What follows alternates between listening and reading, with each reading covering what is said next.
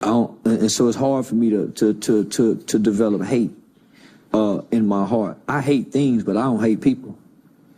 So I actually got to look at these people and hear the words, I forgive you, we forgive you. Not only that, I had a compassionate judge. My judge is the same judge who sentenced the little white kid Ethan Couch to the 10 years probation for those 4 DWI murders. Judge Jean Boyd. So in her defense, many people believe she should have sent that little white kid to prison. And many people believe she should have sent me to prison because that was a recommendation for the state for me to be transferred to the adult prison system. Remember I told you my mother said, nah, I'm not asking for him to be released. If I would have been released at 18, I was bringing home the gangbanging mind. Mm-hmm. At 21, I brought home the youth advocate mind. Mm. Because in those 3 years, I began to work the programs. Hold on, sit tight real quick. So you say at 18, you went back in front of the judge for a transfer hearing. Transfer hearing. Your mom had the opportunity to either say, I would have been paroled home that day. I would have came home and been on parole for 3 years. Mm-hmm. And free in that sense, but you had parole. Yeah, I would have been free. I could have, yeah, at 18 years old. And she said what? The judge specifically said, Miss White, are you asking for your son to be released today? And my mama looked at me and looked at the judge and said, no, Your Honor. Mm. I think he need to go back and work the programs because they were great programs. They was programs that focused on not just rehabilitation, but re-socialization and repairing a child from the childhood trauma that most children who commit these type of crimes endure. I hadn't really had no trauma, homie, that I thought at the time, other than the fact that my daddy wasn't there. That alone is trauma. Mm-hmm. That alone is traumatizing. Yes, sir. On top of the fact that your mother is there and she's not there, that's even more traumatizing. On top of the fact that you're having surgeries where you're being put to sleep, which is hindering some brain functions, right? So I learned a lot in those 3 years, but there's a fast growing process from 18 to 21 where a kid can develop and grow at such a rate, it surprises many. It's not a big difference from 18 to 21, but if you nurture a child and you put a child in the right environment, in the right setting, that kid can grow to full potential in 3 years. And that's what happened with me. So within 3 years, so from 18 to 21, I went from playing leader of the Rolling 60 gang to within 2 years, and this wasn't me fronting. This was the real me. I was fronting as a gang member. Mm-hmm. This was the real me excelling. Homie, they used to take me off campus. That's where I told you I spoke at Blaine College. I spoke at Texas A&M, Prairie View, every college in around there, UT, the Aggies, all the high schools. So my last year and a half, 2 years of being locked up, I would go out and do public speakings and motivational speakings at colleges and universities and high schools. So they groomed me for this. It's just that when I got out at 21 in 1998, my record was sealed, no felony convictions, but my identity was tied inside the juvenile system. So I came back out here, nigga, with a murder case that everybody know as a, nigga, so, nigga, we root for the killer. So I come back to my peers who I know from school, nigga, I'm known as a nigga who caught a murder case. Those are accolades, right? So in 1998, when I walk out of the juvenile system, all of my childhood issues had been resolved. Like I was pure and innocent, but I didn't know how to talk to girls. I've been locked up from 14 to 21. Look at that big old gap. You know how much shit go on from 14 to 21?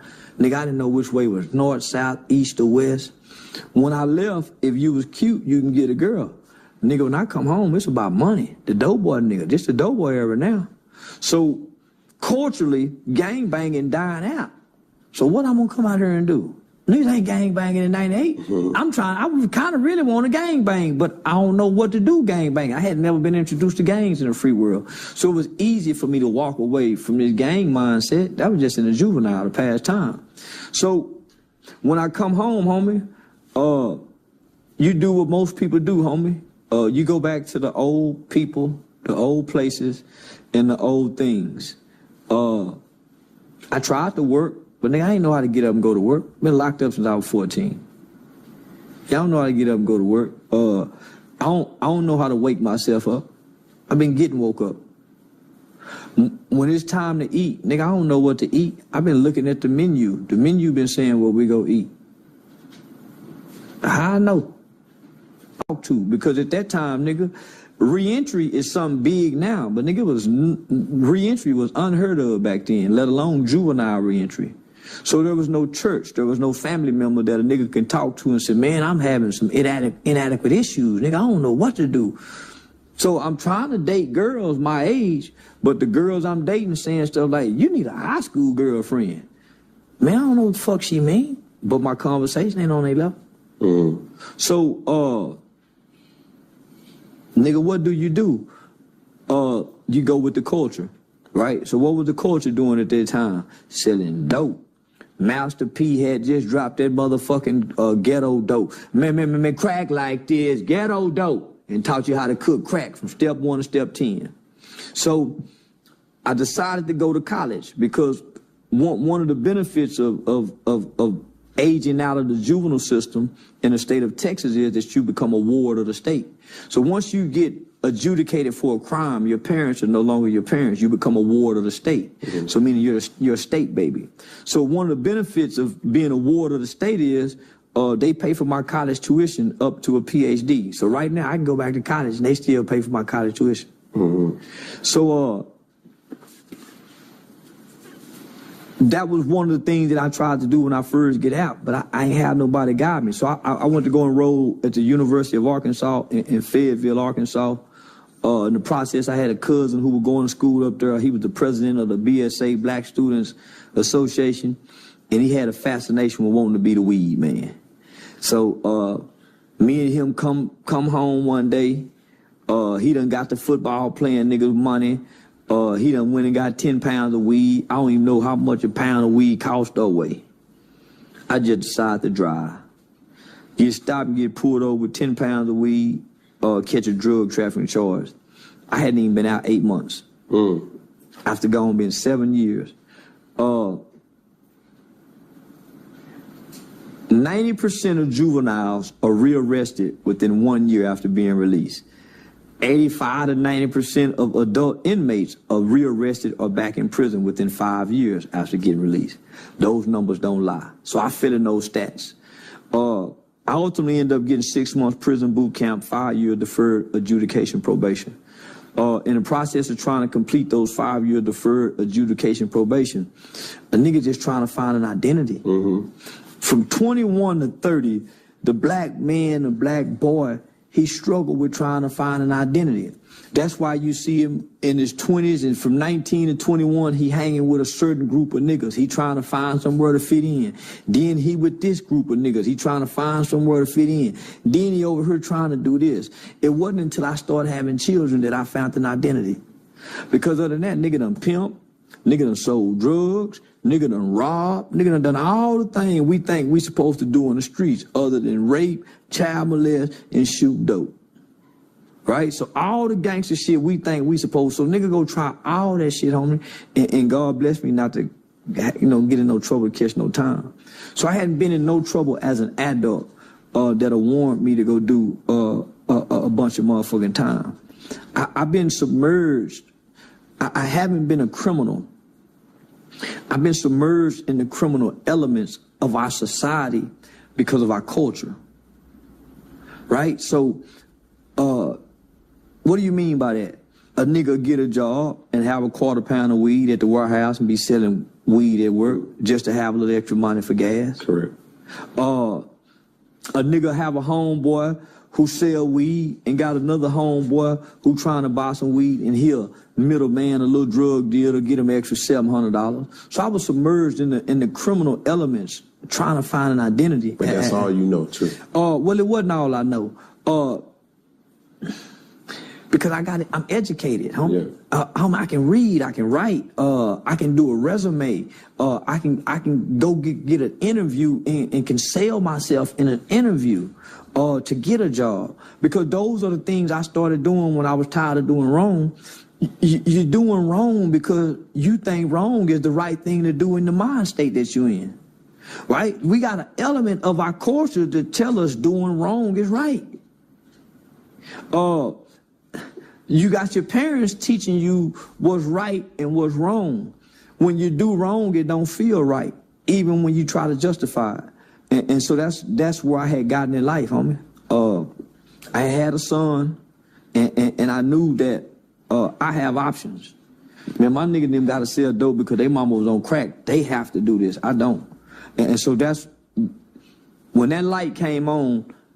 That's where my fear came, because I started telling myself that it's only so much mercy that God can give me because I know better. Mm-hmm. I ain't supposed to be doing this. They is. And maybe they ain't, but nigga, I know I'm not. So once I was able to gather that concept, I was 25, 26 with a full brain then. Mm-hmm. Now I'm rationalizing because now I have a son. And I want to give this little boy something that I never had. And I didn't know nothing about being no good father, no bad father. I don't know shit about that. Cause you didn't have that. I just wanted to be a her father. Mm-hmm. Yeah, I just wanted to be a her father. That he can come in there and pull them eyelids open, right. Touch the nose, slob on my face. Mm-hmm. I ain't know nothing. And I figured me and him will figure it out together. So that was my approach. Me and him will figure this out together. So I learned when I was becoming an overbearing, mean, frustrated parent, when a little boy asked me, "Daddy, you mad about something?" I mean, I'm taking some shit out on him and he can tell. Yeah. So I learned through the kid what's a good and bad father. And to this day, I've been a day one daddy. I don't have no unexcused absences. I've been having perfect attendance in fatherhood. Yeah, I got perfect attendance in fatherhood. I like that. Hey, how many children you got, bro? I got 2 by one woman. Okay. So I had my son. Yeah, I know. Yeah, I know I can't, but I think it all the time. Yeah, I just want to make a house. But this like 90% of this video up until this point, you have been. I want to be a sorry motherfucker sometime. Homie, it's hard being a good daddy all the time, man. Nigga, I want to be a sorry motherfucker. I want to see at least what it feel like. I at least want to see what it feel like. You want to feel, you know what it feel like. You was a part of that. No. I know what it feel like not to have. I don't know what it's like to be the one, to cause. That's so contradicting. I know, man, but shit, fuck it. Man, I want a Section 8 baby, man. I just see sometime and send the child support there too. Come fuck the mama, high five the baby, play the game, rub him on the head, and then he grew up and make it to the league and I show back up. You think he gonna show up in the league with who skill set, the mama or you? The stepdaddies. Cause that's normally who developed them niggas, the stepdaddy. Done taught that nigga how to run them routes. Go that way, go that way. Yeah, nah, homie, but listen, it's all right to want to be a low-down, dirty motherfucker and admit it, but you're not. Listen, I want to have a baby where I done left behind, I want to be, man, I want to be dirty sometimes. I want to be. Do you think you got that really in you to do, though? No. Okay. Mm-mm. No. But saying it is just something. It just left out there in the universe to just say I don't want to be an ain't shit. Daddy. Well, I'm just saying there's a possibility that I may make a baby here in the future with the fame and stardom that I got, and I may not be able to be there for the baby. This is coming from a person who has 7 children and 1 on the way.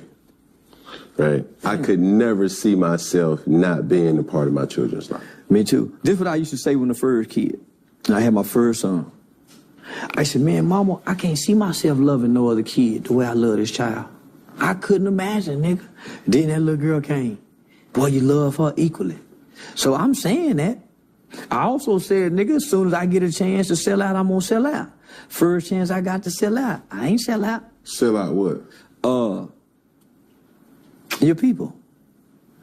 Yeah, I had a chance to sell out. It's like, you talking about snitching? No, sell out, be what they want us to be against black people. Cooning.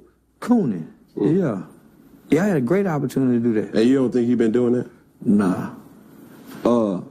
I take my money and give it to the black people that people don't even know exist. So, can we keep it funky? Yeah. Like, I'm talking about real funky. This the Funky Podcast, eh? That's what Funky it is. Fridays, just keep it funky. Say that. So, when I see Charleston White, right, and I know of really what you stand for, I respect what you stand for. How it's articulated sometimes is something like, why you gotta go all the way over there? For example, this is quote unquote coming out of what you said.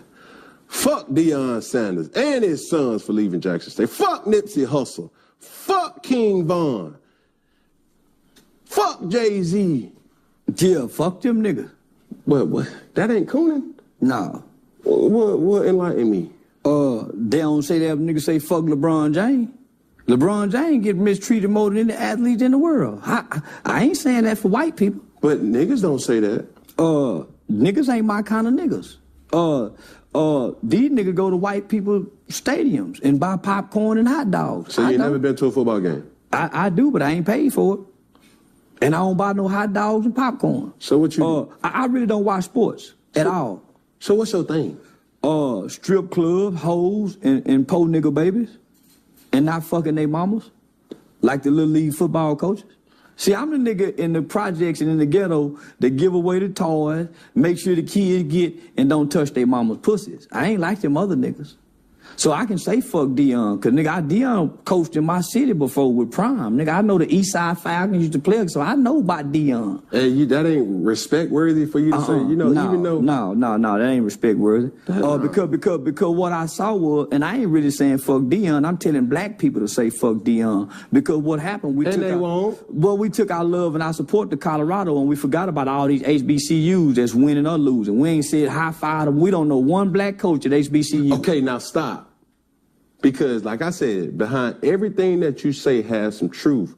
But to that, I would suggest you say in that statement, I ain't gonna say per se, fuck Deion. But look, let's leave that part out. I'm saying it. But what we receive would be like, yo, even though Deion Sanders had to make a professional decision to go chase a bag that Jackson State didn't necessarily have, let's not forget about the other HBCU coaches that's out there. Let me just say, Deion knew they didn't have a bag when he took that on. It was already an agreement that we know we go struggle. He even agreed to give portions of that to that facility. He already knew this. The white folks just came and do what they always do. Come get the nigga and take the attention that he was going to bring to the spotlight on the HBCU. Now this big old light that could have been on these HBCU is now on this one white school that's 92% white.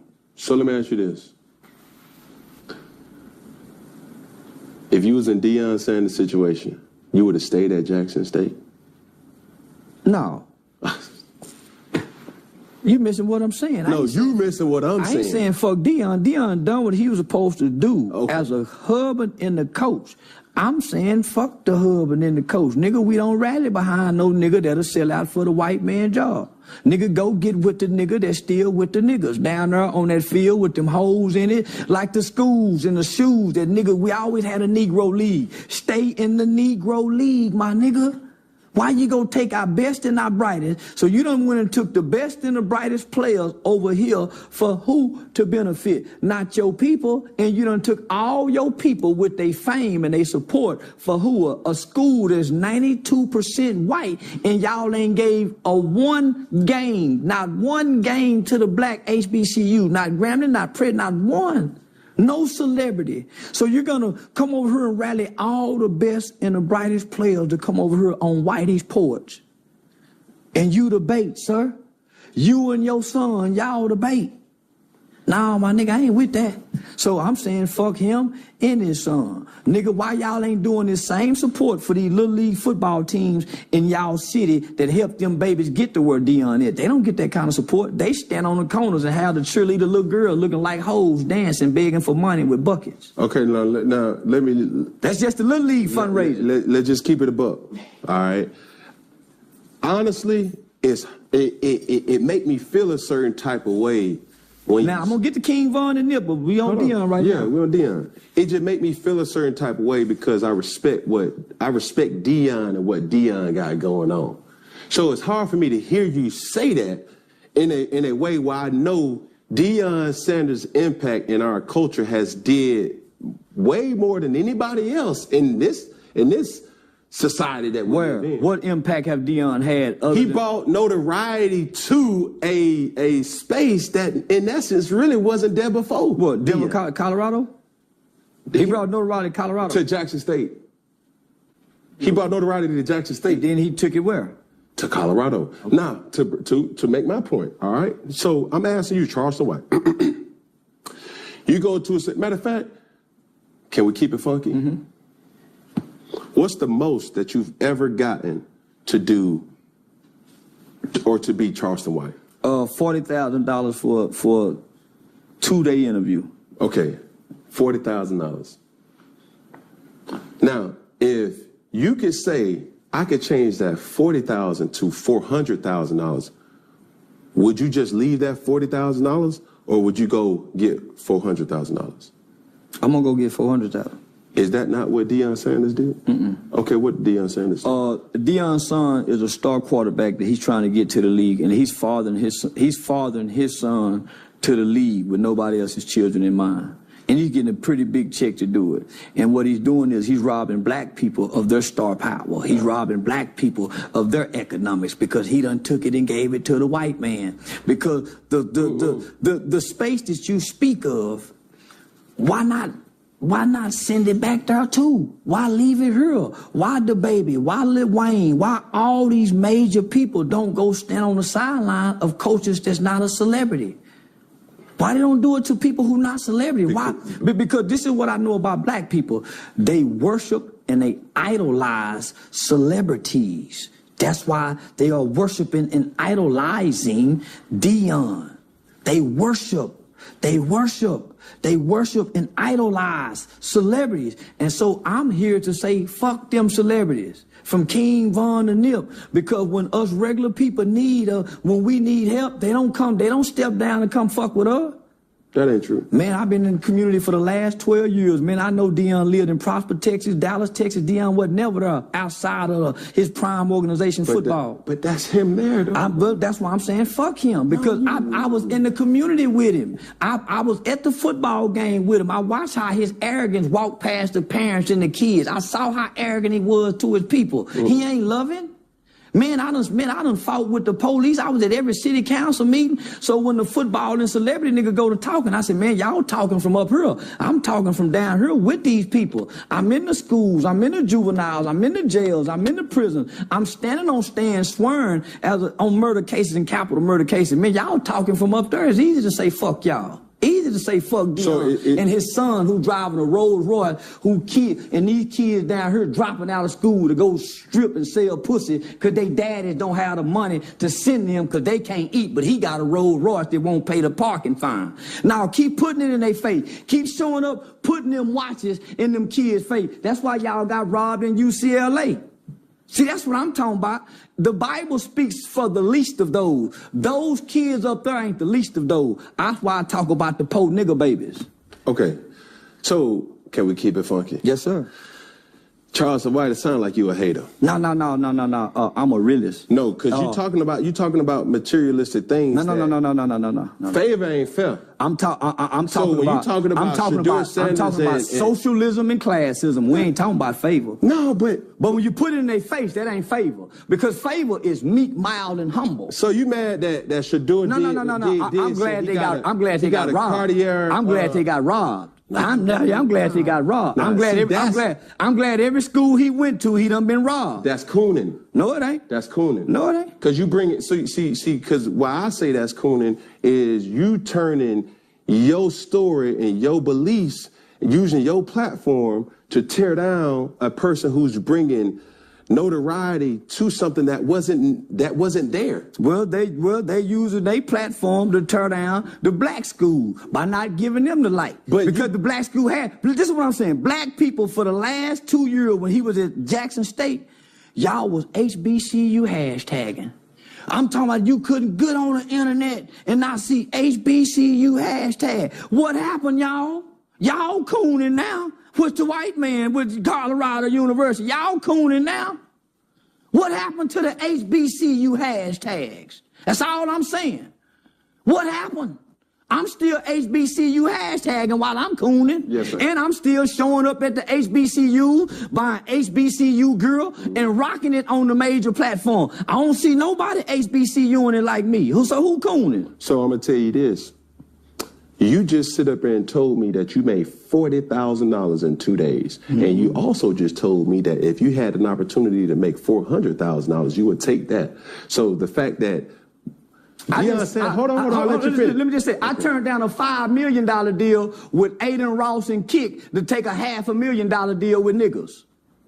I turned down a $5 million deal with Aiden Ross and Kick to come over here to sign a $500,000 deal with niggas so I can stay with my people. Mm. Yeah, they say I'm dumb and stupid. Yeah, I turned down $5 million so I can go sign $500,000. So I can stay with these niggas. I ain't want to sell out and go beat up them white folks. Take all my star power over there with Kick and Aiden Ross with them Jews. I wasn't fit to do that, my nigga. I stayed with the niggas. Culture TV. Don't even know if they give me the whole $500,000. But nigga, I stayed with my people, my nigga. My spirit wouldn't let me do it. So I don't give a damn what Dion taught. Nigga, I sacrificed for it. Yeah, when I told them white folk I'm not leaving my people, they took back it's a curriculum. And for those that know, it's a curriculum called Thinking for a Change. When Obama implemented the My Brother's Keepers initiative, there's a curriculum that's called Thinking for a Change. It's damn near $100,000 curriculum. White folk gave it to me. But they said, Charleston, we want you. We don't want your people. I said, if you take me away from my people, you diminish the value of who I am for my people. I'm going to say it again. When you take me away from my people, you diminish the value of who I am for my people. And I refuse to do that. And Dion diminished his value to his people for his people to go over there. You got enough money where you ain't got to do. How much money you want? I don't want 100 million. I don't want $1 billion. It's that much harder to get in heaven if you believe that word. I don't want 100 million, my nigga. I want to walk amongst my people. I want to be able to go to the bottom of the least of those. He can't do that. Him know his son. They go rob him. I ain't been robbed yet, and I show up with no security. I done said fuck Nipsey. I done said fuck the Crips. Fuck Raymond Washington. I done disrespected everything these niggas done killed for, and I travel with no security. They can't do that up there. Nah. That don't mean you ain't been looking over your shoulder. I ain't been looking over my shoulder. I just went to sleep. I just went to sleep in the barber shop and got hit in the head with the pistol in the hood. It's viral in there. I didn't look over my shoulder in the hood. I went to sleep. I ain't looking over my shoulder. I went to sleep in the barber shop chair. Nigga come hit me, a killer. I didn't look over my shoulder. Nigga, I went to sleep. It's pictures of me sleeping in a strip club like this here. I ain't looking over my shoulder. Though I walk through the valley of the shadow of death, I shall fear no evil. I speak against evil. Okay, let me ask you this. So you think if Deion Sanders goes sitting in that barber chair, you think he gonna get hit with a pistol without no security? He gonna get robbed and hit. No. You lying to me? No. You lying. He getting robbed right now. That's cap. Him and his son getting robbed right now. He got robbed in Jacksonville. Yeah. But see, Deion coached football. I address killers in the neighborhood. I address the niggas who kill in our communities. Deion don't. Mm-hmm. I address the gangbangers who do wrong. But you just got pistol whipped, though. No, I didn't get pistol whipped. I got hit. What's the difference? A hit and pistol whip is a different thing, nigga. You got hit. I got hit in the head and jumped up, nigga, and I ain't get hit no more. Because I know what to do when a nigga hit me. I ain't get hit no more. What you do? Nigga, I went to work. Oh, y'all was fighting? I went to work. That's it. I went to work. What that mean? I ain't get hit no more. So you do it. This ain't even been a week. Yeah, but y'all was fighting. I got hit sleep. And then y'all, listen, how I'm gonna fight, get hit, sleep, and a nigga hit? I'm dazed when a nigga hit me, so ain't no fighting. Nigga, I went to grabbing. So you got hit and y'all got the I went to grabbing shit. The nigga didn't touch me no more. I went to grabbing shit. Nigga, you don't hit me no more. But did you hit him back? Like, how I'm gonna hit? I'm dazed. If the nigga hit you with a pistol sleep, how are you gonna wake up? Nigga, you dazed. He got you, I'm sleep like this here. So this is what I'm telling you. I wake up, nigga, and grab the closest thing I could as a weapon till I can come to. And it ended. So this is what I'm saying. Dion coached football. I address killers. I say fuck King Von, Nipsey, Rolling 60. And if you killed in my community, I'm gonna say you did it, nigga. You don't get to ride around here and holler no snitching. Who did that killing? I'm the nigga come out and say they shot that baby. And you bitch ass nigga better turn y'all self in, nigga. And we ready to go to war with that. See, Dion don't do that. Who is, when you say we, who? Me. And I got some niggas go to war. Okay. Now I got some niggas go to war, homie. See, this is the thing, Charleston. Like, I think everything that you're saying has some truth to it. It's just the delivery. You standing, there's no denying that you're standing for and by your people. Well, here's the thing. When you're addressing evil, you can't worry about the delivery. When you're looking at the conditions of our community, you can't worry about the evil when you got kids that kill kids and say we smoking on Tuka. See, they wasn't worried about the delivery when these kids in Chicago were talking about smoking on Tuka. Mm-hmm. They wasn't worried about the delivery. I ain't got no manners for no slut. I'm gonna put my thumb in her butt. The delivery? I like girls kissing girls where I'm from, and that's on the radio. Girls on girls, that's promoting lesbianism to my daughter as we driving to school. This song they playing with Drake. Y'all worried about the delivery? These niggas talking about killing each other. They really, that nigga Thug said, nigga, I shot at your mama. You don't mention me no more. He really shot that nigga mama. And y'all worried about my delivery? These niggas are confessing to murders on songs. And y'all worried about my delivery? The conditions of black sucking them talking about booty holes. Y'all worried about my delivery?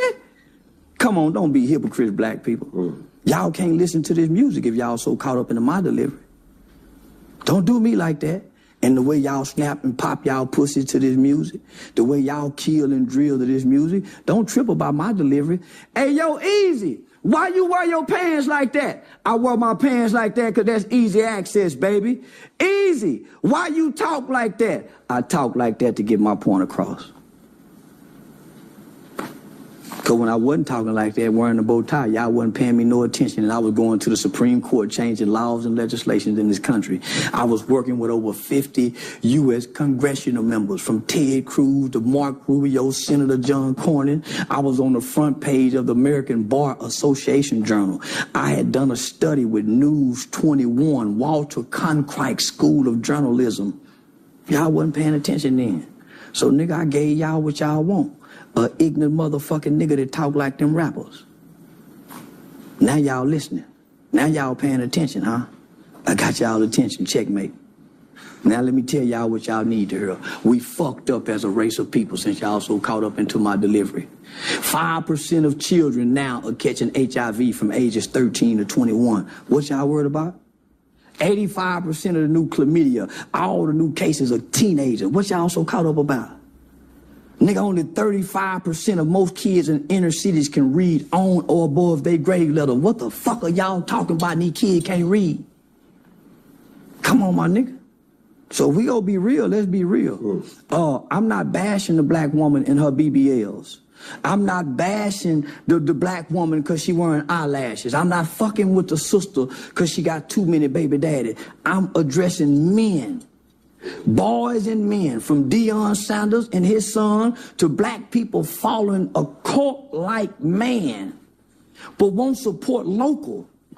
How can black people give all this energy to one man and all these other black coaches from high school to college? Why is it just this one man?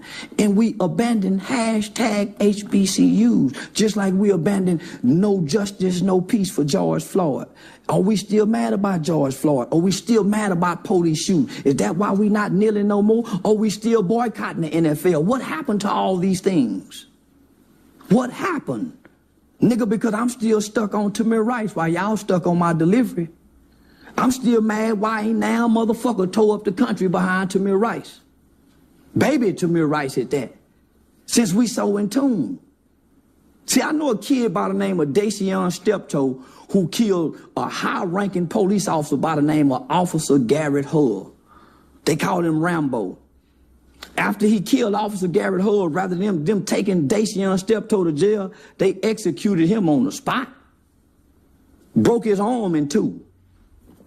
So I'm saying to myself, man, why these people so caught up on my delivery when all these police shoot? Nigga, ain't nobody died for nothing yet. See, nigga, I done put my life on the line to die for a family who the police was threatening. I ain't see now nigga on the front lines. So when I see celebrity niggas from football players to basketball players to rapping nigga, I say, man, them niggas can't talk to me, homie, the kind of work I done put in. Them niggas ain't got no business saying a motherfucking thing to me. Nigga, I really been feeding the community. Nigga, if you go to my city, nigga, if I talk to mayor, listen, these niggas just be talking. So now, nigga, I really get offended. That's why I say, fuck Dion. That nigga lived in Dallas, Fort Worth for over 20 years. That nigga ain't known for doing nothing in the community, my nigga. Nothing. Fuck his son has been favored to get to drive a Rolls Royce, nigga, when half the kids can't even pay college tuition where we from, let alone drive a Rolls Royce and not pay parking fee. Robbing, my nigga, that's what we doing anyway to our rich cousins. If we go be real, the poor black and the rich black don't get along, so let's play like we don't. If the rich Dion come down there, he go get robbed and hit upside his head too. Them niggas will rob their mamas down there. Let's just be real, homie. But I ain't left them people. I still go back to get my haircut with them. I still pass out turkeys. I still give them Christmas toys. When they call to get their kids out of trouble, I'm still there. I ain't left them yet. With my stardom, Dion left. I ain't showed up in a bunch of kids' life and promised them that we go grow together, and my first chance I got, nigga, I left them and took the money. You know what I just did? I just left this whole group of kids right here with some more abandonment issues because they were seeing me as a father figure. Y'all just see him as a coach. They were seeing a daddy, a father, just the presence of that man. Just the presence of that man in them boys' life, homie. And you take that from them? You take that from them? You take the limelight from them. You take all that from them. You strip them from that. And now they back in the dark. They back in the dark. Shh, come on, my nigga. I'm starting to resent black people. Don't do that. Nigga, next year I'm going to be hollering fuck black people. Because they the most hypocritical, fakest motherfucking people in the world. Because if any motherfucker mad about what I'm saying and can like Lil Durk, can listen to King, nigga, Nipsey Hussle say, I'm going to turn all these bitches into lesbians. I started not liking that nigga when I heard him say that. Nigga, you'll turn all the hoes into lesbians? He said, I'm going to turn all these bitches into lesbians. Nigga, not my black queens. Maybe you ain't got no black mama. I got a black mama, nigga. But hold on. You just told me that you wanted to doggone have an exotic baby in another foreign country. I don't give a damn what's in another country. Them ain't my people. But you going to leave them. That ain't my people. But that ain't my people. But hold on. I will make a white baby and leave that white baby. That ain't my baby. But you're saying something that you admitted that you wouldn't do. No, but I would want to do it. But you don't do it. That don't mean you will do it, though. But listen, no, I won't do it. Okay, but I so want to these do it. people are speaking about or having the ability to have freedom of speech. That don't mean that they want to do it. Well, people like me for people dislike me for what I say. I can dislike them for what they say. Come on. It's no difference. Okay, so let me ask you this, though. Let me ask you this. I'm no fan of these entertainers, period, point blank. Okay, fine. And you can feel the way you feel. I'm not here to sit up here and try to put my hands on you, to pistol whip you or spray you. Now, look, answer me this. With your feelings, how you feel, who's doing it the right way that you can say, okay, I fuck with him for doing that? Nobody. Because I ain't watching them. I ain't paying attention to what no nigga doing. Niggas is watching me, worried about what I'm saying. I'm still doing what I'm doing. Niggas is hearing me say shit and caught up into what I'm saying. Nigga, I ain't watching no nigga to know what they doing. I just know I'm doing it right. And I've been consistently doing it. And that's the key, consistency. Since a lot of niggas start, but they don't keep doing. I ain't stopped. I ain't every city I go to, whether I'm doing a comedy show or anything, nigga, I make it my business to go to the community to give money directly to poor people. I make it my business. Every city. So I hear a lot of people talking, and I'm saying, well, shit, nigga, I ain't been doing this rich. I just got rich.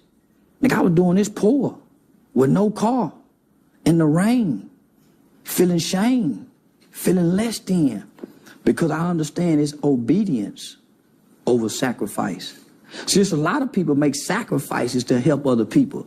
I'm operating out of obedience. I do it even when I don't feel like it. I do it even when I think I hate something. Man, I hate these niggas, God, I still go do it. Because it's obedience at this point. But I'm a natural man. I don't like Dion. I don't like his son.